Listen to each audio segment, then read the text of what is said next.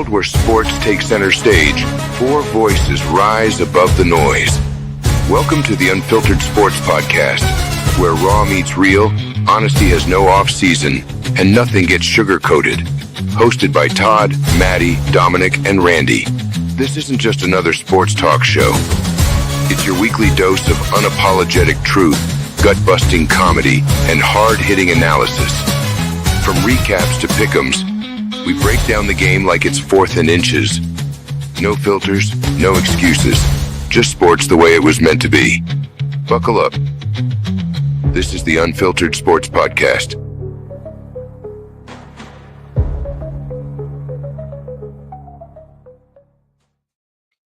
Hey, welcome into the Unfiltered Sports Network. There's only two of us, and then there was two, just like in the Super Bowl.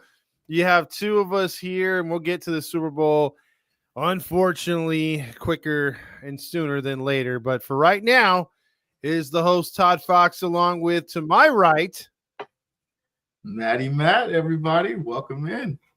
This is a throwback to the old school show where we first started. Yeah, we're just me and you. Randy is out tonight, and then we also have Dominic on the road doing some work, so he can't be here, but his takes will. We have video of him that we are going to play along with after we recap these games. We'll talk about the stories first, like we always do, and we'll get into the playoff games, and then we'll talk about the big game, the game that in most commercials you'll see people can't, for legal purposes, mention what the big game entails. But for that being said, Matt, any opening statements as far as you're concerned, the football world? Are you disappointed or excited for the Super Bowl? I'm not going to lie to you. I'm a little disappointed because nobody wants to see the Eagles in there except for the Eagles fans, obviously. I actually was rooting for Washington in this spot. Everyone loves the underdog, so I'm hoping for them to go in there. And I was also rooting for the Bills, man. Like I said, everyone's underdog. We've seen this script before. I think a couple of 2 years ago, it was the Eagles against the Chiefs. So, you kind of want to see a little different story, especially with the Chiefs. Then they've been in the Super Bowl like 3 years in a row, so nobody wants to see that. So a little disappointed. I'm not going to blame the refs like a lot of the fans are doing, but we'll get into that later. Well, yeah, we definitely will. And we're not going to, we'll start with that game because it was the hot topic thing. And I guess before we get into the actual X's and O's, let's talk about the Chiefs' schedule as far as, what they've done this year. Because out of all the teams that I've seen over the years, I can't, unless you could think of one, or maybe the fans can think of it in the comments, but think of a team that has gotten so many one-score wins, so many breaks to go their way, whether it was Mahomes fumbling the football and falling on it, or guys who, throwing an interception and the refs throwing a flag, or getting a pass interference conveniently when your team needed it. I mean, think about this. I mean, their season, Matt, started with, with the Ravens, in all intents and purposes, tying that game going to overtime. Then you don't know what happens, but they literally win by a toe. Yeah, that's true. That's very true. I will say this. They have won a lot of very close games. Kind of remind me of the Dolphins a couple of seasons ago, where they tied the record for most games under 7 points, but they were on the losing end of that. So this time the Chiefs are on the winning end of that. I mean, look, I'm not that guy to blame refs all the time. There are some times where I can say, okay, the ref blew that one. I will say this, though. It does look a little suspicious that the Chiefs keep winning these close games. Bills have their chances, but like you said, a couple of calls here, very inconveniently, and it makes you wonder, do somebody got something against the Chiefs or anybody else, or somebody behind closed doors picking up? It does make you wonder. So I will admit that. Did the Chiefs sell their soul to the devil? Meaning, can Andy Reid go from not being able to get over the hump in Philly to winning every year? Does Travis Kelce sell his soul to the devil to get Taylor Swift? I mean, what's going on here, man? I mean, you know, it like I said, it does look suspicious, man. I'm not gonna lie, because the Chiefs, I mean, we go back in the 90s days. The Chiefs were always been a good team, just never got over the hump. Remember when they had Tony Gonzalez? I think one year they went 15-1 and they got blown out in the first round. Remember that? Oh yeah. So it's just very strange to see how things just turned for the Chiefs in their organization. We'll see. Let's go over how they won these games. Okay. Baltimore Ravens, we talked about it in week 1. They won by a toe. Bengals, they win 26-25 on a field goal after it should have been on the 4th down, or I think it was going to be turnover on possession, and they called a bogus pass interference. I remember that. Then in Atlanta, the same exact thing happened, and they get the victory, and including a mess up or a screw up in the back of the end zone where the Falcons could have won the game right there. They lost, or they won that game 22-17. Then at LA, they win a very close, highly contested 17-10 game over the Chargers. They unimpressively beat the Saints at home. And then they go to 49ers, and that's probably not even a game they whip up on them. It was still close, 28-18. They barely beat the Raiders in Vegas. They barely beat Tampa as they got a break there and won in overtime against Tampa. Then the Broncos miss a field goal, which should have won the game. Or I think it was blocked, one of the two. I think it was blocked. It was blocked. Yeah, it was blocked. And then they took their first loss to the Bills, where the Bills beat them at home straight up. Then they barely beat the Panthers in overtime. Then they they get the call again against the Raiders on that fumble that shouldn't have been a fumble, should have been a dead play. Okay. Then they barely beat a hapless Chargers again. They unimpressively beat the Browns by only 14. They kind of like dick around with the Texans, beat them. The Steelers are their most impressive win all year. They beat the Steelers by 19. Other than that, I mean, you had a lot of one score, a lot of less than 3 points. Don't forget the last game of the season, Todd. What happened in the last game of the season, Todd? They didn't gotta put that in there. They didn't play anybody. It don't matter.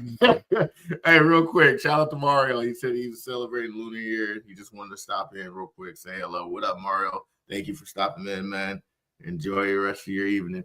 Appreciate that. But you're talking about the Chiefs, and you get into their season, what we just did right now. It's not impressive, but this team won a lot of games, and they beat a hapless Texas team. And then you're thinking, this has got to be the year that, okay, Lamar's not there. This has got to be the year that the Bills get it done. They have to. He's been to 4 playoffs, and he's won some games in the postseason, Josh Allen, but he's been knocked out 3 times by the Chiefs now? This is a 4th? I think he's 0-4. 0-4 against Mahomes.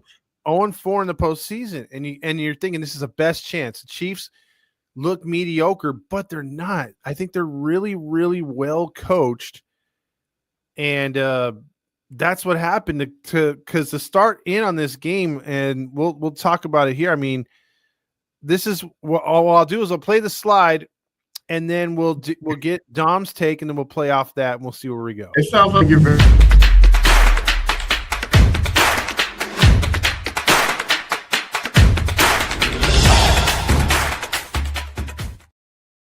Sorry about that, Matt. What were you saying? No, you're good. You're good. I just say it sounds like you're very disappointed, Todd. I'm very disappointed, and so is I believe Dom. And let's sit back and let Dom let us know what he thinks, and then we'll jump on what he said and give our own takes here. Let's hear it. All right. Chiefs Bills, not what I wanted to talk about. This was a sham. It was a sham in so many ways. The way the game played out, the way it finished, how it finished, because when you look at the score and you look at the stats, it was a highly competitive game. Okay, straightforward. these two teams do battle each and every time against each other. The world is now figuring out that something's fishy going on. And it's not even fishy anymore because it is absolutely as blatant as it possibly can be for the Chiefs. Now, I'm going to disclaimer this at the very beginning before I dive on in on the drama and say, yes, were there moments where the Buffalo Bills needed to execute? Yes, absolutely, execution needed to be made. But the calls that adjusted this game and the direction it went in is extremely substantial. It affects the game in more ways than most people think. And I saw a great post on Twitter of the amount of calls that were affected in this game. Number one, the completion / interception / incompletion from Xavier Worthy near the end of the first half. Initially, they said complete. You looked at the replay, you think it's intercepted, but truly at the end of the day, it was an incomplete pass. The ball hit the turf, and there was no 100% definitive completion by either defender or receiver. Right there, it should have wiped out the catch. There was a defensive holding penalty, should have only been a 5-yard penalty at the end of the day with time winding down. And instead of a touchdown, the Chiefs maybe at max get a field goal, and that's 4 less points on the board. And the final score was only a 3-point difference. Buffalo wins 29-28 or something along those lines. So that's step one. How can you call completion when they're fighting for it and the ball hits the ground? Sorry, Maddie. I love you. But that's got to give you some PTSD from Des Bryant back in the day. Because what is a catch? We talk about this every single flipping year. Swear. Second one. 4th down call, Josh Allen late in the game. Take it a play before when he throws the 3-yard check down to Dalton Kincaid.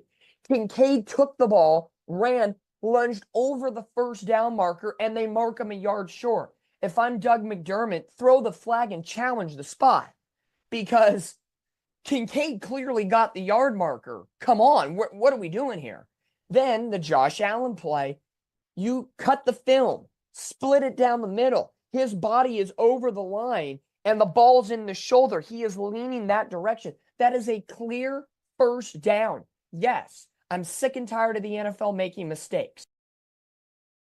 And you cannot tell me there is no definitive evidence. You have 1,001 cameras in a stadium nowadays, 2 on the sideline, 1 up above, 2 behind, so many more. And you're telling me you can't have a radar data on the ball or something that pinpoints where it is on the adjusted line on TV? Bullshit. Bull. 3 calls right there.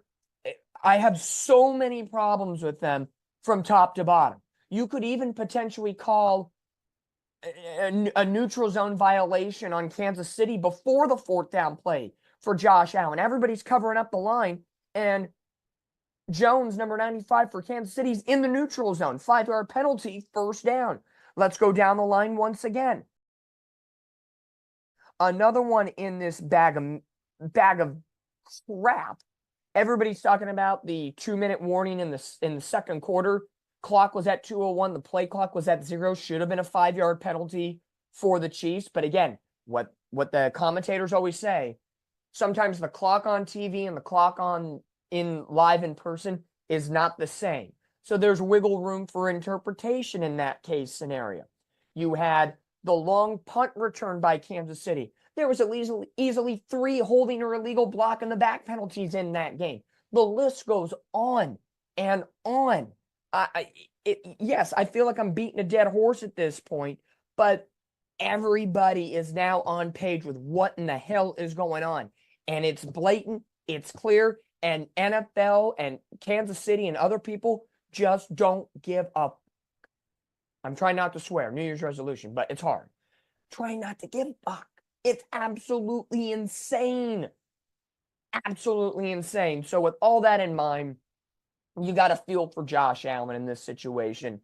Yes, were there plays where you needed to execute better? Yes. I'm not taking anything away on that regard because the NFL and any sport is a game of execution, and whoever in these big type of games, the divisional round, the conference championships, the Super Bowls, or the NBA Finals, Stanley Cup, whatever sport you're in, it's who makes the least amount of mistakes.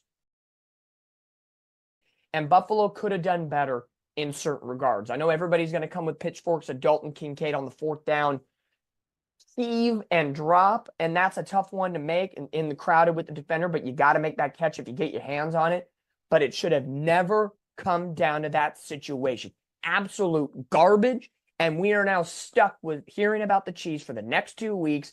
Kelsey, for a matter of fact, he then taunts Damar Hamlin after Mahomes' touchdown run, no flag, but Buffalo comes in to defend their situation, and they get a 15-yard unsportsmanlike or personal foul, whatever the hell penalty it was. Mahomes spiking the ball and throwing it down and taunting at the... Again, it could go on and on and on and on, and that's why people are saying, F the Super Bowl. Screw it, be done, black it out, we don't care. Rematch from 2 seasons ago, big whoop. I know everybody can talk about New England from back in the day and how Tom Brady and, that team was kind of annoying people with how often they won. But in the manner in which they're winning, in the questionable times now that we're living in with the officiating element involved, bullshit. Anybody can fight me on it. Bullshit. With that being, a lot to say there. bro, there's a lot to unpack right there. Do you want me to take first dibs or you want to take a shot at it? Take first dibs on this one, Todd. All right, I'll start from where he ended right there with the Kelsey thing in the end zone. Mahomes, correct me if I'm wrong, Matt, but Mahomes was a runner at that point. Damar Hamlin tackled him at about the goal line, so he was already going in, but there was no late hit. The momentum of Mahomes hitting Hamlin threw them both onto the floor. There was nothing dirty about that. Do you agree? I agree. Now, to Dom's point, Kelsey got up in his face like he had hit him 10 yards off the out of boundary mark. I mean, wouldn't you as a ref be like, all right, bro, step back, dude. Like, there's nothing here. Like stop. Yeah, I would. I mean, you kind of get a little leeway to players because, you get excited and you give them a leeway because they're trying to defend their captain, their leader, and stuff like that. But if you're going to do that, you got to do it both sides. Absolutely. So then going back in the game, there's several holding calls that weren't called. I think we can attest to what he's saying right there. Before the Kincaid plays, and we were seeing throughout this game, the Chiefs really or the Bills had no leverage with that, tush push, brotherly shove thing with the Bills. They couldn't do it. And if you notice what the Chiefs did when they got into 3rd and short, 4th and short, Mahomes rolled out with the option to either pass or run. And it worked every time, right? Every time. How come the Bills didn't try that after the first 2 failures of the tush push? That's a good question. That's a good question to ask. I mean, and going back to what Dom said, like I said, not disputing anything he said. I understand those who are saying that the Chiefs are getting help from the ref. I can see it. I understand it. I'm not that guy, but I understand. I see it. I will say this: despite all that, the Bills still had a chance. And when you have a team like that, like he brought up the Patriots, in order for you to actually beat them, you had to beat them. There's no question. Don't give the referee any chance to make this call go their way because you're fighting against them, right? Kind of like what the Texans said, and they almost beat them. So with a team like this, that's why I feel like next with the Eagles game, I think if they're going to win, it's going to be a blowout. They're not even going to give them a chance to put the game in the ref's hand. So that's why I feel like, despite all those elements, the Bills still had a chance to win, and they didn't capitalize on their opportunity. And so then with that being said, what is your opinion on the Kincaid play, did you feel real time that he got the first down? Real time, I thought he did get the first down. Okay. I did. And so for them to take it back, you had to have evidence to show that, he didn't pass the line. And I thought in real time he did get the first down. That's my opinion. And I think Dom was correct in his take saying that they should have threw a flag. Mm-hmm. Now, when it came Why to that, didn't they? yeah, when it came to that specific play where they had, because keep in mind, I believe the Bills were up by 1 point at that time, and they were trying to go up 8 points with a touchdown. Mm-hmm. They obviously weren't looking for a field goal. Mm-hmm. What irked me is, okay, if you're going to take away that play, it does get your butt tingling because you're like, crap, it's clinching. It's another 4th and short. You don't want to trust the refs and the ball placement. And look what happened just a few minutes later or a minute later. Well, yeah, it did take a few minutes because they had to measure or I didn't. It's so weird. They didn't measure, number one. Number two, the ref on the north side of the camera was clearly past the line and he had the better look at it. The ref on the south side of the line was on, didn't have the greatest view, and because the back of Allen was facing him, he stays a full foot behind the line. And so you have the two refs approach the pile and they're off center. They're not lined up together. Neither one decides, okay, this is where it's got to be at. All of a sudden, the camera pans away. They go to commercial, I believe, or whatever, and they don't show them huddling up and seeing what they got to do. And all of a sudden, it's like, oh, no, he's short. How? Show us. How? Show us. Yeah, show how us. short are they? Like, can we review it? And again, no red flag. Move on, right? And you kind of felt at that point, God damn it, the Bills are in trouble. Because the way the Bills had been playing, they were on and off good defense with the Chiefs, and they were kind of holding them, but then not really. And all the Chiefs needed was to get that momentum back because you had two failed 2-point conversions, which were huge. I was just about to bring that up. Yeah, those were huge, not getting those. And again, I couldn't understand why you weren't bootlegging Allen. I mean, turnaround's fair play. They kept doing that to you, and you couldn't do that to them. It's like, freak, man. Dude, and Allen is good with his feet. Like he can run. Why are you RPOs?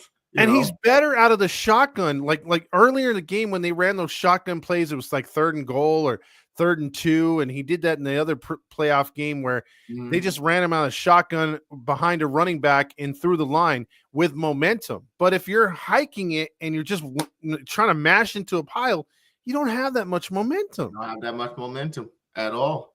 Utilize that body, right? Yep. And I was going to bring that up. Imagine, in hindsight, nobody knew this was going to happen, but imagine if they kicked those field goals, those 2-point conversions that they failed. Now we're looking at a closer game. Now you're probably thinking the Chiefs, their gameplay might be a little different.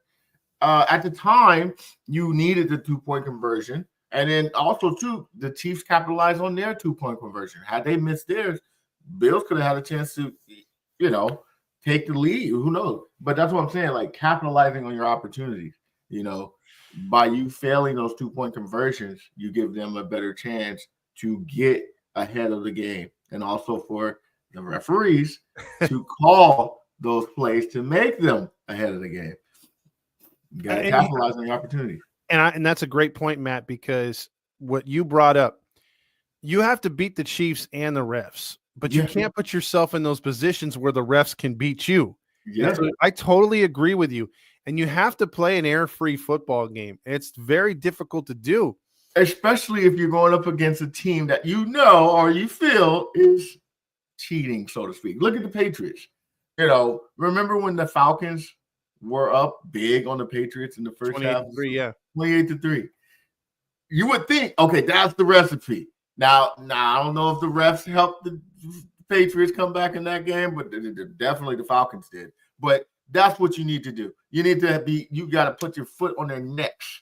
Now, if they come back and win on their own will, hey, you did the best you could. But you got to put your foot on their necks, man. Don't give them no opportunity. I brought this up before, but before my mom passed, that was the last Super Bowl she watched.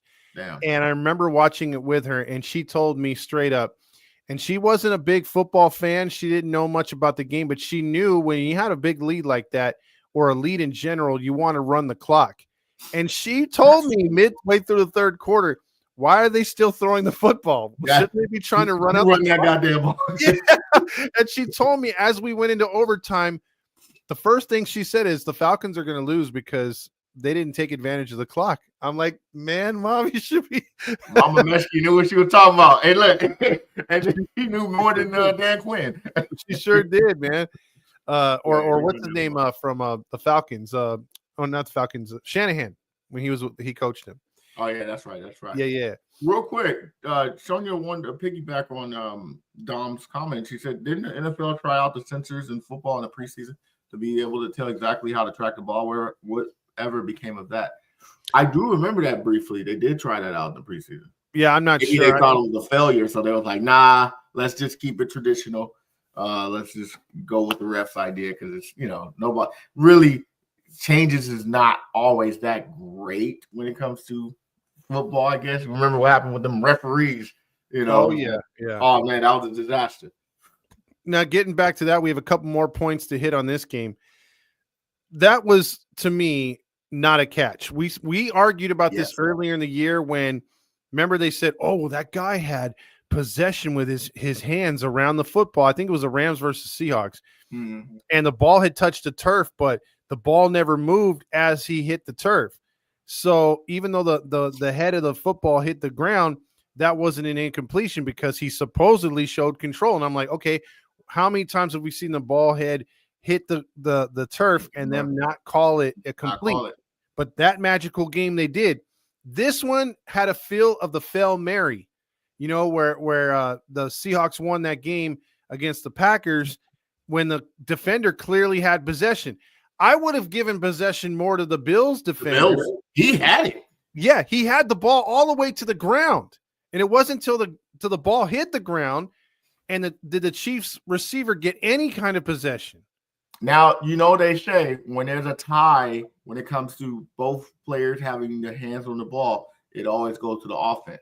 Yes. But I will say this, like you said, Todd, when the play on Bang Bang, when you're just watching it on Bang Bang camera, the Bills defender definitely had both hands on the ball when the ball was in the air. He caught it.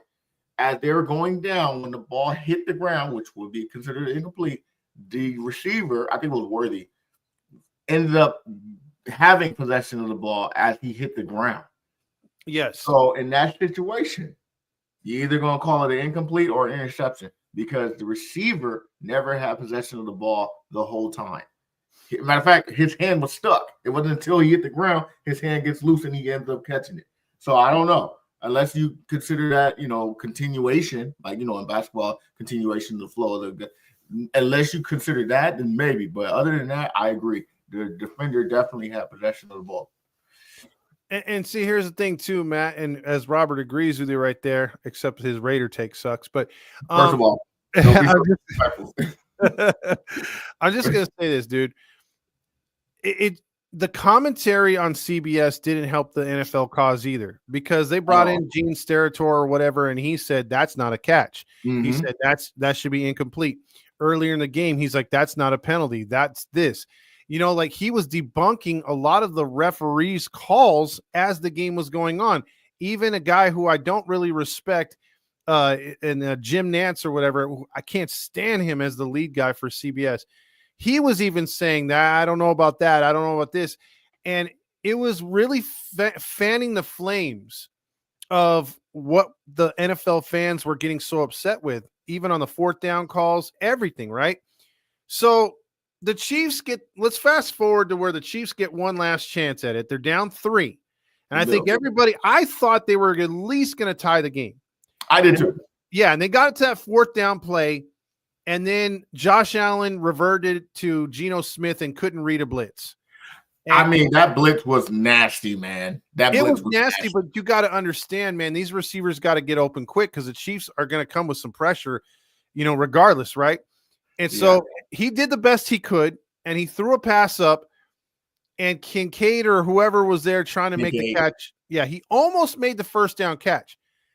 And I thought it was so fishy. You got to make that earlier in the game when they were throwing a flag, just in case they didn't call that one a completion that we just talked about. There was a flag to still help the Chiefs. I felt it very, very fishy that Jim Nantz quickly said, "Wait, flag on the play," and there was a flag on the bottom. And then Romo's like, "Where's the flag?" And Jim Nantz says, "I was told there's a flag." And then they're like, "Oh no, it's just incomplete. Oh, I guess there's no flag." I was like, I was waiting for the flag myself, dude. I'm like, because when you said it live, I was like, damn, they might have a chance. And then it was like, well, where's the flag? Where's the flag? Yeah. And then, like you said, he said, well, I was told there was a flag. I'm like, who told you? Yeah, exactly. Who told you, bro? Here's the thing. It's like, would they have thrown that flag or counted that flag if Kincaid makes that catch? I mean, it feels that way. I will have to agree. I will have to agree because, like you said, everyone in America was looking for that flag and nowhere to be seen. Because it was a Chiefs, Matt, I never thought to myself during that play that, oh, there was a hold on the defense, or oh, there was an illegal, there was an offsides, or there was a neutral zone, or there was an illegal hands to the face. I didn't think any kind of defensive play that entire time that he was talking about the flag. I actually thought it was. You thought? I thought like a part of me was like, no way they called a flag on the Chiefs. No, I was like, oh no, this was coming back. If Kincaid made that catch, there's no doubt in my mind he made the catch. There was a hold, because they even tried to revert over to Allen, and Allen was hit cleanly on that play. Like there was nothing to be like, oh, that was unnecessary roughness. They missed it. Yeah, so I was just like, come on, man, dude. I got to give Allen credit though, man. Even though they misread the blitz. And even though he had to run back a couple of yards just to throw the ball, for him to even throw the ball off like that and get the accuracy to a receiver, give Allen some credit on that one. Kincaid, again, what's with these tight ends dropping catches? We had last week with Mark Andrews, who I heard has still not even talked to the media. No one has heard from him in 3 weeks. Or 2 weeks, man. That man is invisible. I would be too. I would fly away from Baltimore as far as I can. He's probably in the Virgin Islands somewhere that came out. You got damn right, man. He's probably catching something, but he ain't catching balls. But Kincaid, man, Dalton Kincaid, you had a chance. And again, pressure, That was a tough play. That was a tough play.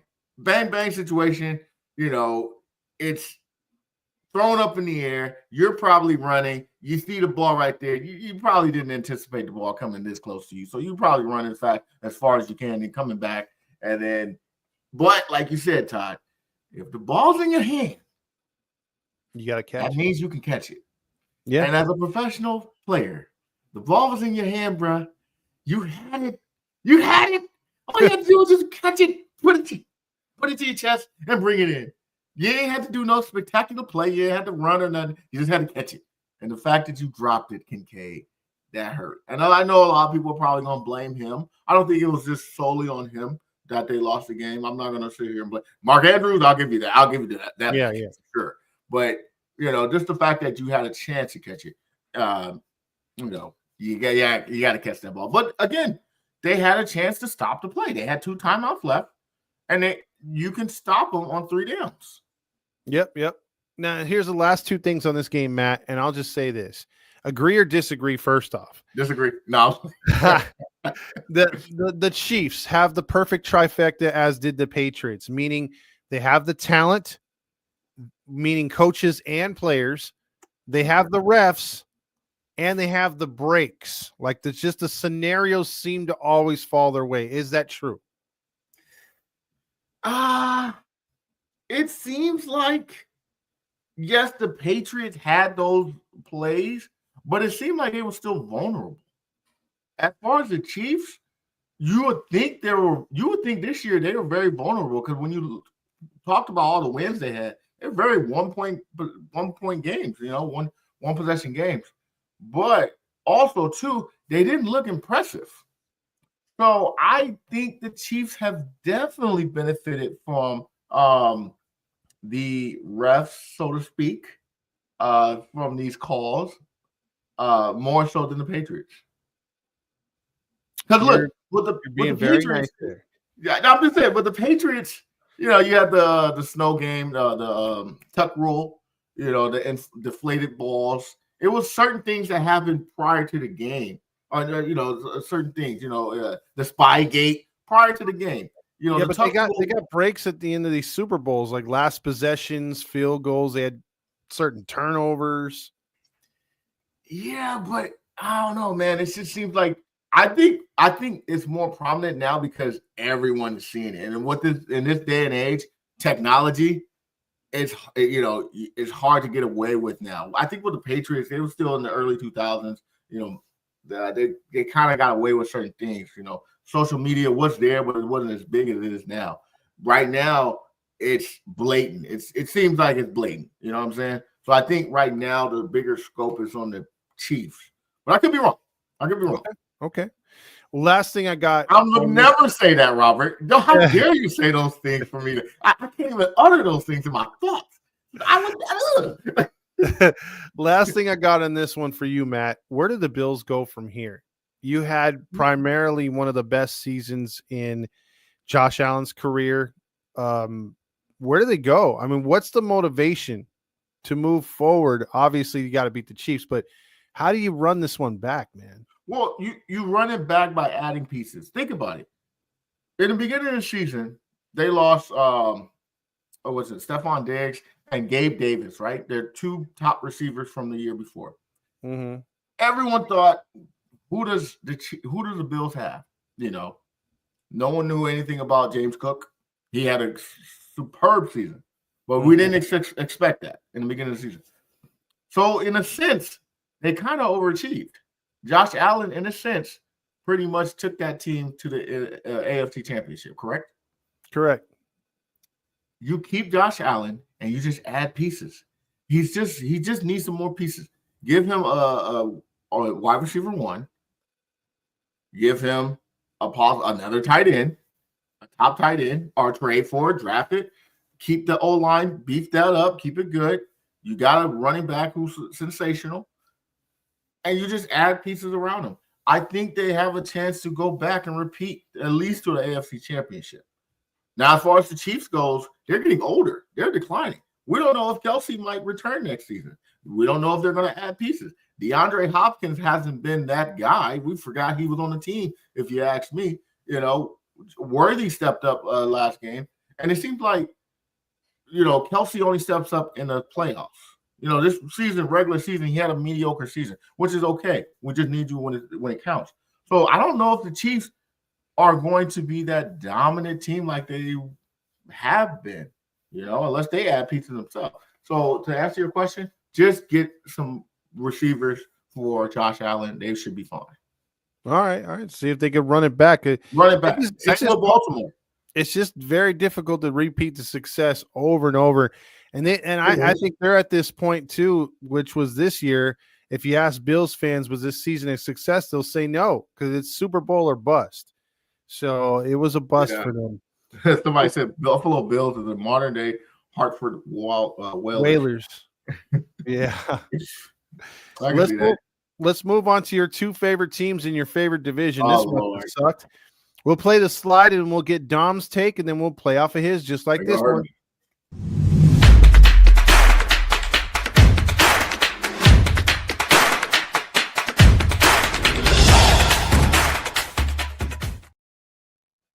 Yeah, guys, it's going to be one of those situations where I think the Eagles were just the better team on that day. And it's very hard to see a divisional matchup this late in the season. You play them twice in the season, and that third matchup, regardless of how the regular season kind of went out, is always a dogfight no matter what. And I think the Eagles, after all the struggles the previous week against the Rams, in the snow, in the elements, you knew there was going to be a change of pace with it being better weather at home. And again, really wanting to go after the Commanders, who have been red hot underdogs in this postseason. But the last time these two teams met, Jalen Hurts had a concussion, and they were not the same team, even though it was a high-scoring affair. I'm not surprised, honestly, by the performances. Jalen Hurts, 246 yards and a touchdown. Saquon, we've been talking about it all year long. If there's an offensive player of the year, it's got to be Saquon. Another 118 yards and a trio of touchdowns. That man is just straight up dominant in this game. As I say, the better team won this game. I think just the team that was stronger, healthier, and had more weapons at their disposal.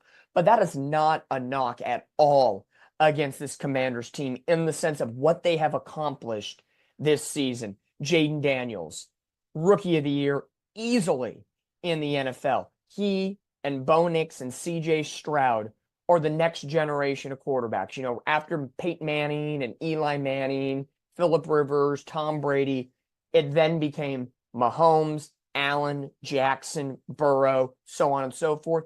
This is the next crop of quarterbacks that are going to put their stamp on the NFL. Jaden Daniels, 255 yards, a touchdown, an interception. He had a very, I would say, normal day for Jaden Daniels standards. He had a rushing touchdown and 48 yards. But their defense was just kind of put through the ringer in this game. A lot of late scoring at the end that kind of, blew up the score to 55-23. But the pieces are there. They accomplished something I think none of us expected. I think on average between the four of us, we would probably say they were going to finish third in the NFC East, and they ended up making the the NFC title game. Got through the wild card, got through the divisional round with some upsets in between, especially against Detroit. I think the Commanders are one or two pieces on offense and defense away from being over the hump, based on where they are this year. I don't know what their free agent class is like, but when you have the franchise quarterback in place, locked in, Terry McLaurin, Zach Ertz had a resurgent year, even though he's getting older. They had a really, really competitive, dynamic season that unfortunately ends in heartbreak. But overall, yes, I had the Commanders winning. I kind of played with the heart a little bit, but I feel overall this game really went the way it should have went with the Eagles, just a more well-rounded, experienced team at this level in comparison to the Commanders. What do you think about that, Matt? I mean, I got to admit, the better team won technically. The Eagles just look phenomenal, and I hate to say that, but they just look phenomenal. And Saquon, I feel like, is a runner-up for MVP. I'm sorry, but the guy's been sensational, and he ain't put his foot off the gas since he's been on this tear of 100-plus yards for the last few weeks, going back for a couple of months ago. The guy's been sensational, and I would vote him for MVP, because if it wasn't for him, they wouldn't be in this position. Jalen Hurts didn't have a great season this year, I don't think he carries his team to at least – he probably to an NFC championship, but I don't think Jalen Hurts himself carries his team to the Super Bowl. Just him himself. I don't think they win the division without Saquon. That's true. Saquon has been the missing link they needed. So you got to give him credit. As far as the Commanders goes, hey, man, no one saw this coming. No one saw this coming. They get a round of applause. And as much as I hate to see both my rivals in the division, I can't say nothing against the Commanders. Jaden Daniels, easily MVP. Rookie of the Year, no question. There's no doubt about it. And they also showed that they're going to have a lot of players wanting to play for this team. Dan Quinn has changed the atmosphere. The owner, I think they got a new ownership and stuff. It's completely changed.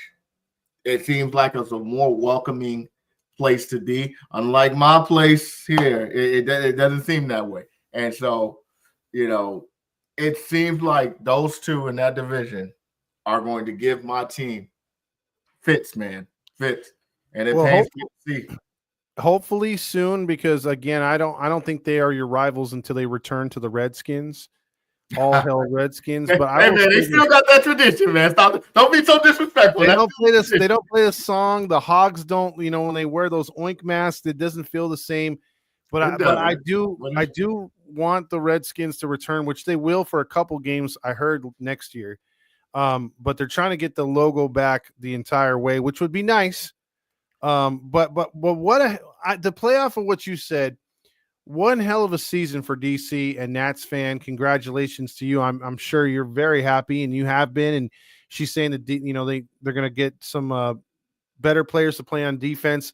Oh, yeah. Questions, I would bring back Bobby Wagner if I were them for one more year to help out the youngsters, draft a linebacker heir apparent for him. Yeah. This could be a mental.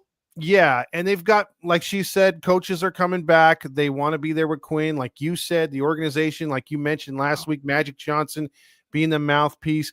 They seem to have set the culture up good for a nice little run there in the East. And Jaden Daniels, like you said, hats off to him. He's hands down the rookie of the year. He gets thrown into the mix for MVP even. 3,500 yards for a rookie quarterback, 25 touchdowns through the air. He didn't look like he was lost in the moment against the Eagles at all. I think the defense kind of was playing off a little bit what Nats fans said about the defense being really banged up. Yeah. But I think Washington just wasn't ready enough. And you could tell that in the first quarter, second quarter, when Quinn's excited and the game is close, they're there, but they can't handle that adversity. And when the adversity happened, it was those 3 turnovers. That freaking blew that game wide open. They had those 3 turnovers. Forget it. And it started with that fumble.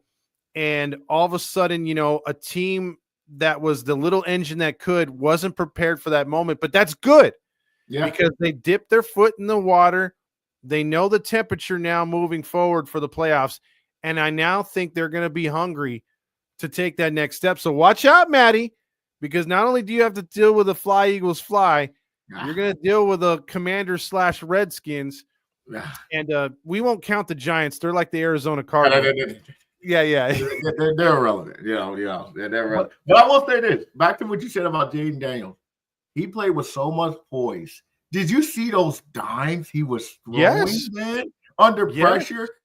Man, dude, he threw, I think it was Scary Terry he threw, and he was pressured. He threw it accurate, and it was at least 40 yards or more he threw it, and it hit him right on the money. I said, dang, for a rookie to throw that time, and it was a simple throw, but for a rookie under pressure in this big moment, to get your team this far, and you still got them close. That pass was so accurate. I was like, damn, he's the guy. He's the guy, man. They got them a great quarterback for the future. I'm scared for Washington, man, because I deal with the Eagles in the division. Now I got to deal with the Eagles and Washington, man. This is going to be a tough, I say at least next 10 years if we can do, unless we do something. It's going to be a tough 10 years for me and my boys. I will say this too. Going back to the earliest days of me either playing high school football, watching football as a fan, and playing football, if you can, as even in a pickup game, in a tackle football game, or even flag, and you see someone barreling at you, pads or no pads, and you've got to throw a pass to a receiver, and you're eyeing the receiver, but your peripheral vision is picking up someone storming at you. You know you're going to take a hit. You know that you're gonna pay for it somehow. It's gonna hurt. It's gonna hurt. You gotta throw that pass. And you see how small he is? It's not like he's a big dude. He's skinny. Go ahead. Yeah, no, I'm just gonna say that is the measure to me, the measuring stick of a good to great quarterback, because anybody can throw the pass at that level in the NFL. Even your suckiest quarterbacks and backups, Josh Dobbs, to go down the line, any kind of quarterback, Carson Wentz at his age, can throw in a clean pocket. They literally can. I mean, look what stupid, what's his name? The guy used to be with the 49ers. He's now on the Rams. Kaepernick? No. Not Kaepernick. The other guy, the porn star. Yeah. I forget his name. Anyway. Jimmy G.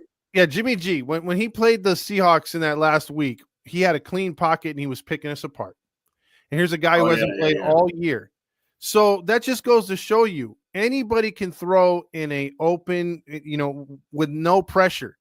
The greats can throw the accurate passes. And it's crazy to think, like you said, bro, throwing dimes in the face of adversity with 300-pound muscular guys looking to rip your head off if the ref doesn't throw a flag.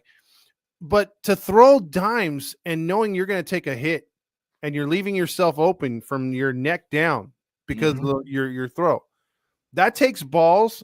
That takes something that you can't teach.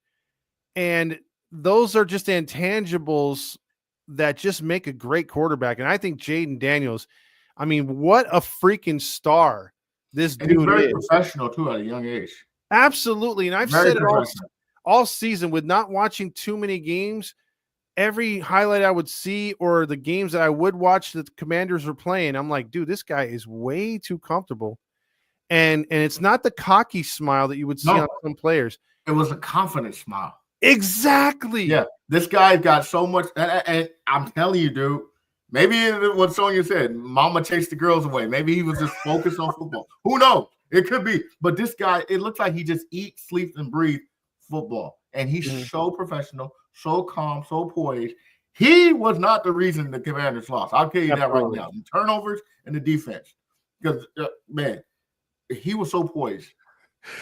I'm telling you this, though, Matt, what Nats fan says, we got a good one, no doubt. Glad that Williams. I'll tell you one thing, Jaden Daniels ain't painting his nails, and he ain't jumping. And he ain't with that BS, man. I'm telling you, he on football, hey, Commanders, you got a good one. He's going to be your quarterback for the next 10 years. I feel confident in his skills. Look, I'll say this to Nats fan and to you, Matt, and to everyone else listening.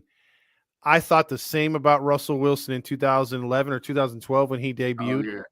I felt, man, this guy is going to be here forever, which he was there for a solid decade. But, the way he conducted himself, I thought, man, he's a little cheesy, but he's awesome. Daniels doesn't have that cheesiness to him, but he has that Russell Wilson confidence, and I think he's a better runner than Russell Wilson. I don't know yet about the dimes on the deep ball, but he's got some accurate 15 to 20 to 30, 40-yard passes. Hey, I don't know, man. He up there. I'm telling you, that dime he threw, dude, you got to go back. I don't know who he threw it to. The only advice I'll give Daniels, because he seems to have his head screwed on right, I'll just tell him this. Do not get yourself a Sierra. Do not get yourself a diva. Get a humble girl from down home. Yeah, no matter who she is, what nationality, don't get you a diva, man. Just get somebody who's just going to be there to support, and you don't, because man, it can ruin you. It can ruin your career, and it can ruin your chances, man. I think he'll be fine though. I think his mom raised him right. I think he's going to be fine. Mama did a great job. Give a shout out to a girl that mom approves of. Mm-hmm. There you go. that part. Like I said, he's a good kid, man. He's a good kid. Oh yeah. A couple commentary here we'll read is Daniel's mom is his age, and she went to college to become a sports agent, so she knew how good he is. Oh yeah, look at her. I admire that. Good job. Yep. Robert says they say Daniel shows up to practice at 4 a.m. by 5:30 is already done with his workout and film room. Mamba mentality, man. I'm telling you, he's different. He's different. Only the great ones, right? And see that can just goes to show you, everyone's talking about Shador and Ward this year. I bet you there's gonna be better quarterbacks that are gonna have better seasons next year. Yep. It's just that's how it goes. Sometimes you're putting that spotlight so much, that you start believing their hype and your hype. And I think with his mom and himself is just the way he characterizes himself and keeps himself down to earth. I think that helped, and that's helping Washington get through all their past quarterback issues, Yeah.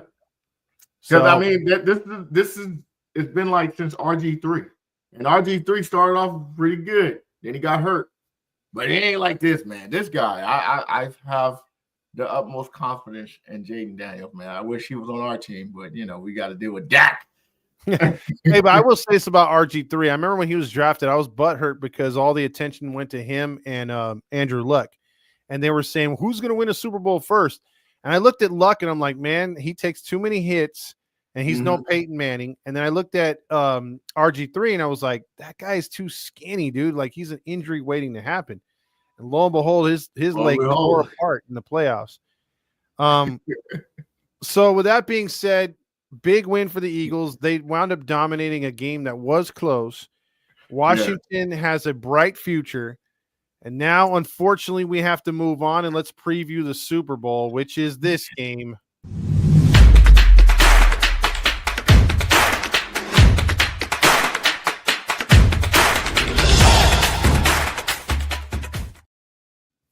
All right, 20 seconds on the clock. Here we go.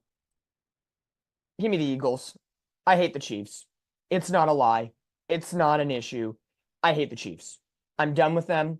Andy Reid, Patrick Mahomes, Travis Swift. I don't care what you want to call them. I'm just done. Done with the refs. Done with the situation. They are a beatable team. I'm sorry. We've all said this at certain times of the year. They are a beatable team. Eagles have the weapons. Get ready to go. Put everything out on the table. I don't care. Give me the Eagles. 34-31. 3-point win for the Eagles. Let them get some redemption. And please do not let the three-peat happen. However, Tom Brady's announcing the game. Patrick Mahomes, as everybody calls the apparent GOAT in the making. On the other side, it is Saquon's birthday on Super Bowl day, so who gets the storyline? Hello? Unfortunately, it might be the refs with the Chiefs, but give me the Eagles. Fly, Eagles, fly. Will support. I don't like either team, but give me the Eagles to win by 3 because I hate the Chiefs. Oh, brother. I was laughing at the clock because it was like 20 seconds. Another 20 seconds. All right, before you get to our picks, let me set the stage. New Orleans, February 9th. Eagles hosting, is it the Chiefs? Or the Chiefs hosting the Eagles? I got to see that again, the banner here. Yeah, it's the Eagles hosting the Chiefs. Oh, it's the Eagles? Okay. Yeah, so the first, this is going to be, do the Eagles win a second Super Bowl? I forget, it's less than 10 years because Foles won. What year was that? Nick Foles won in 2019. Was it 2019? With 2019? Okay, they beat the Patriots, right? Yes. Okay, so they won that. Okay, so they won that Super Bowl, and then they lost against the Chiefs 2 years ago. Mm-hmm. So now it's a rematch, and Eagles coming in there. Lots going to be talked about his knee, Jalen Hurts. The Chiefs are there with a veteran type team, but a experienced team, coaching staff good up and down the line. Sirianni's still a question mark. This, and that. And then we have the halftime show, and it's Kendrick Lamar. Kendrick Lamar is a niche performer. He's good, but he's not like everyone in the nation loves him. And you know me, bro. I don't care who's playing halftime unless they were pull out some legendary band that's, even if they're too old. I may not even watch it because my tradition is throwing the football at halftime. I hate halftime shows. I just do. With that being said, bro, I know it's the Chiefs you don't really like. I know it's the Eagles you can't stand. By the way, they won in 2018. I just looked it up. Okay, 2018. So are you excited at all because before you give me that answer, Steve Lee's told me, which is my girl, and other family members and friends that we usually have Super Bowl parties with or invite over, or they have their own Super Bowl parties, have told me straight up they've boycotted the game because of what happened in the Bills game. You want someone, if your team is not there, to root for as an underdog. Mm-hmm. Neither of these teams are an underdog. The Eagles easily have the number one most hated fan base in the NFL. And then the Chiefs, they have the number one. They're the number one hated fan base in the NFL. No, actually, you guys are up there, but the number one is the Eagles. And then the Chiefs, people just hate them all around. So I have my people telling me, we want to play board games. We want to play Mario Party. We want to do anything other than. And I'll tell you this before you give me your answer. I know it's long-winded on my side, but I had a lot to get off my chest. Mm-hmm. This is the most excited I've been for a Super Bowl since the boring ass 2000 or 2001 Ravens when they had that killer defense and they took on the boring ass Giants with Kerry Collins. That was a boring ass Super Bowl. And the place that I was at, I've told you this story before, but other people don't know it. When I went to that Super Bowl party, literally it was one of those parties where everybody talked during the game and you could barely hear the TV. And then when the commercials came on, you heard, hey, shh. It was one of those. So I'm almost in that whole moment of, hey, who's the commercial? Shh. I mean, I'm not excited at all about this Super Bowl. I'm going for the Chiefs, obviously, because of that Eagles hate. But it's not a Super Bowl I'm looking forward to. I'm actually looking forward to Kendrick Lamar's halftime show, unlike you, Todd. But again, you don't like any halftime show, to be honest with you. I've been to parties with you at your house, and you don't care who it is. You're just like, yeah, I'm done. I'm going to go outside. I hit the door when the clock strikes 000 at the end of the second quarter. I don't think, and I don't think it was a shot to Kendrick, but I just know you don't like halftime shows, period. Correct. But I'm gonna say that I look forward to Kendrick Lamar. I just want to see what songs he's gonna play, and I also want to hear him diss Drake some more because I never did like Drake. And know he's gonna have some guests. Oh yeah, he's gonna have some guests. Hey, you're definitely not like us. Jeez, I see what you did there. That was a good pun. No, but as far as the game itself, I'm not looking forward to it. Like I said, I'm looking forward to the halftime show. I don't care who wins. I'm only going for the Chiefs because of my hatred for the Eagles. Okay. Not a Super Bowl I look forward to. If it was the Commanders and Bills, oh man, I'm there. Or if it was the Commanders and Chiefs, I'll be like, hey, let's go for the Commanders. Let's go for the underdog. Or like I think everyone's dream scenario would have been Lions Bills. That would have been. And you know what?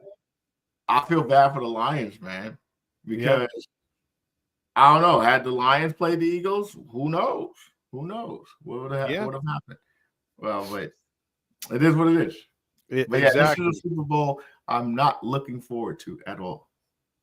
Well, I know in the Lions situation, they can't sit there and say, well, the refs played a part or we got screwed a couple things. The Washington beat them straight up.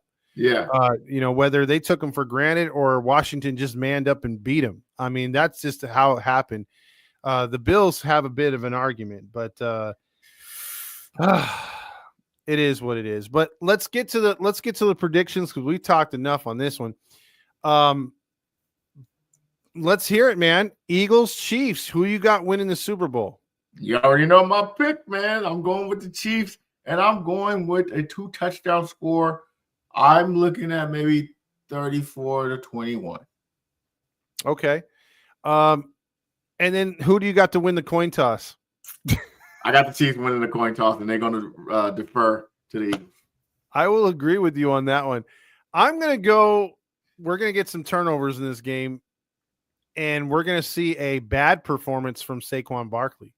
I'm talking like 13 rushes, 58 yards. And I think the Chiefs key in on that. So? I think so. And I think this game stays close for about a half. And after Kendrick Lamar disses Drake, the Chiefs take it to him in the second half. And Andy Reid goes to Waffle House in celebration. They're going to win. I got 38-17. I think the Chiefs put it on them, bro. I think you see it. I think you see a special teams touchdown and a defensive touchdown.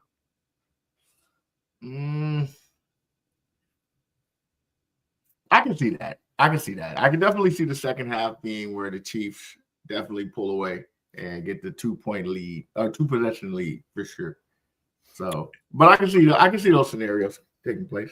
Again, now here's my question though, Matt. Before you go, when do the refs dump the bucket of Gatorade on Andy Reid? Third quarter. Third quarter. I could see Saquon having a great game and then everyone else kind of mediocre. Because I don't think you stopping Saquon, man. I don't think you stopping Saquon. But I can see him having at least 100 yards and a touchdown. And then Jalen Hurts having a bad game. I see Jalen Hurts throwing at least 1 or 2 picks. Yeah, I see the Eagles making some turnovers in this game. And but that is my 2, like, I would say hot takes. I'd say Saquon under 100 yards, and Taylor Swift will announce she's pregnant, and they're gonna say they're gonna get married. He's gonna like propose to her and retire all before. I think that. I think for sure he's gonna propose to her, or he's gonna retire. Because last year he was kind of like iffy about it, but I think this year, if he wins the Super Bowl, he's definitely gonna retire, and he's probably gonna drop to his knees and be like, "Will you marry me, Taylor Swift?" And then the whole frenzy, everyone's gonna be like, and I'll be like, "Oh Lord." I'll probably turn it off by then. Yeah. It'll be scripted, because I guarantee you, because Steve Elise is a huge Swiftie, and she's like, "Oh my God, the rumor is that she's pregnant." I'm like, man, she's pregnant. He's gonna retire. The only tied in winning 3 in a row. And then he's going to also like propose to her right there. And then they're going to magically announce that she's pregnant. Watch. You watch. If that happens, it's very scripted. That's definitely very scripted. As the NFL turns, that's what it's going to turn into. It's going to be one big ass soap opera. Shout out to the Chiefs, man. I hope they beat the Eagles. All I got to say this too, I hope Andy Reid retires, because if Spagnuolo is a great defensive coordinator, if he gets the job there, I'm telling you that team's going to fall apart, and that organization's going to start losing players. I just don't see it under anyone else. Reid's got the magic touch. Once his philosophy goes, I think so goes the Chiefs dynasty. I mean, does everyone not like Taylor Swift? I know I don't like my girl. My girl just told me she don't like her at all. I know you can't stand her. I know your girl likes her. Other than Steve Elise, I don't know too many Taylor Swift fans. Oh, there's a ton. It's just the thing is, I think a ton, but it's just. I'll put it to you this way: it's the average NFL fan wants to see Taylor Swift like they want to hear the players preach to them about either who to vote for, social justice. You know what I mean? It's like we come to watch football. We don't come to watch a teeny bopper. It'd be like if NSYNC was at every football game, you know, or Backstreet back in the day. But you know what? You know what I noticed? That there's always that one celebrity, female, that a player might be dating. Because I remember with Tony Romo, it was Jessica Simpson, I think. Yes, Jessica Simpson. And then when Reggie Bush was with Kardashian. Yep. You know, she was it's always somebody. Russell Wilson got with Sierra. She was the spotlight. It's always that one female celebrity that's the spotlight of the year. And she's been the spotlight of the year for the last 2-3 years. Yeah. It's just annoying. Well, it's not only that, wasn't it Danica Patrick or someone else? Danica Patrick and Aaron Rodgers, right? Yeah. Yep, I remember that one. That one was the least. That one was. She was a little. She's not like a known beauty person. She's driving NASCAR. You know what I'm saying? So she wasn't really known. At least she was sports related. Yeah, at least she was sports related. These females was just like, where they come from? Well, yeah, I think Swiftie took it up a notch because she brings her fan base to it. So like you got. Like, remember when I was telling you I was working FedEx and I was in those neighborhoods and I went to the guy and I'm like, "Oh, you're a Chiefs fan," but it was like on a Sunday when I had to work Sundays, and the guy was like, "No, I'm not a Chiefs fan. My girl is because of Taylor Swift." I'm like, "What?" And then they all come out of the house with Chiefs uniforms on them all. Wow. Hey, Cal Slipper said it right. Enough with this Taylor Swift talk, man. It's getting me nauseous. Well, the NFL is loving it because she's raking them in millions. Yep, and they are exploiting her. Absolutely. Give me the money. Absolutely. So, yeah. I'm not looking forward to the Super Bowl, though. Final thoughts on this. Oh, before I get to the final thoughts, real quick. We are not doing a Pro Bowl preview show. No. that piece of shit. Wow. Talk about just cancel the damn game and have an award show like the Oscars, red carpet, and say, hey, this is the defensive player of the year, play highlights. Make it interesting for the NFL fans. Nobody wants to see flag football. Nobody wants to see skills competitions. That is the dumbest shit ever, dude. I'm sorry. I had to rant on that. I hate. It's turning into the NBA All-Star. You know, it's good because the NBA All-Star game hasn't been great since the early 2000s when we had competition. And that's what we as fans like to see. Competition, man. Yes, it's good to have a little fun. Of course, it's an all-star game. But, man, you want to have fun and still be competitive, man. Mm-hmm. You know, so it's turning into a joke. So, yeah, no Pro Bowl pregame at all. No show for that at all. Hell no. None. Yeah, I mean, it used to be cool, bro, watching the Pro Bowl. In the late 90s, early 2000s, It was great. Yeah, one team wore red, one team wore blue, and then you got to see everyone's helmet, different helmets. And was fun. They actually, that's before they stopped playing, like on the offensive line. They actually played kind of hard. They did. And then, like you said, around that certain time, NBA kind of like the greats like Garnett, Kobe, and Marbury, all those guys started to retire. The new generation came in and ruined it. And then the same thing with football, man. I mean, the newer generation just killed it. They canceled the game, but brought in Peyton Manning and Eli. And Eli, nobody wants to hear that. Like, come on, they're better on TV during Monday Night Football. Yes. Leave them where they're at. Like, again, I would rather watch an award show where they're showing highlights, where the guys are maybe wearing a nice suit with a logo of their team and congratulating each other there. That's much better than a stupid ass flag football game. I agree. And you know what? Charles Barkley said something best, and I'll leave it on this. He said back in, and I know he sounds like an old man, but back in his time, he said back then players care about the game more than they did the paycheck. And I think that's what happened.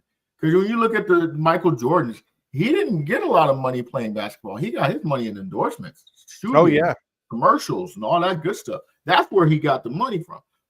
It was really about basketball, and it was about the players before him.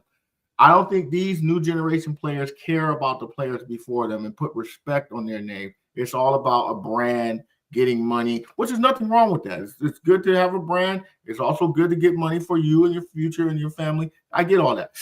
But you still have to show respect for those who pay homage to those who came before you and respect the game. That's where I think this generation is lacking. Respect for the game and respect for those who played before them. Absolutely. And I think when it comes back to basketball, because I could talk that all day, I think Allen Iverson helped kill the narrative of working hard in practice. Practice, yeah. He killed the practice side of it, and then other players started to take that to the regular season. So not making it so important. And Kobe, believe it or not, even though he had a lot of hitters, he tried to keep it like it was. Hey man, I'm 5 o'clock in the morning. I'm already an hour in shoot around. You know, I'm the last person to leave the court. I'm practicing. And a lot of people didn't really see that side until towards the end of his career. And then, you know, obviously his new quote, not quote, but his new hashtag, so to speak, is Mamba mentality. You know, and a lot of people are running with it, but they really put it to use, you know? Yeah, and before it wasn't cool to, I mean, I grew up in a generation, so did you, where you can yell at your teammates or the coaches could yell at the teammates and get them motivated, say derogatory things, not obviously race and stuff like that, but you can go hard on these players and they would take it, not bitch and moan and go to the freaking players association and try to get the coach fired or try to go to the media and squeal or something, right? Like you manned up because you didn't want to be that guy that was pathetic in practice or that guy who didn't execute plays during the game. And it elevated players. Now you don't see that. So, and it's not just in sports, it's just in general, even in your everyday job. You got, you know, where I work at, you got students lying on teachers and talking about, oh, they said this, they said that. And it's like, wait, what? And they believe the students before they believe the teacher and the staff and whatnot. So it ain't just about sports. It's just this generation. They're garbage. Yeah. They're just garbage, man. They're a bunch of softies. They're the softest charming tissue, and they just are horrible. Hey, just like the Super Bowl, they're horrible and they're garbage. So we'll Bada see. bing! So for Todd Fox and Maddie Matt, we hope you enjoyed the show. We'll be back on February 10th to recap the much awaited Super Bowl. That's right. Have a good one. Take care. That everybody. wins. Agreed.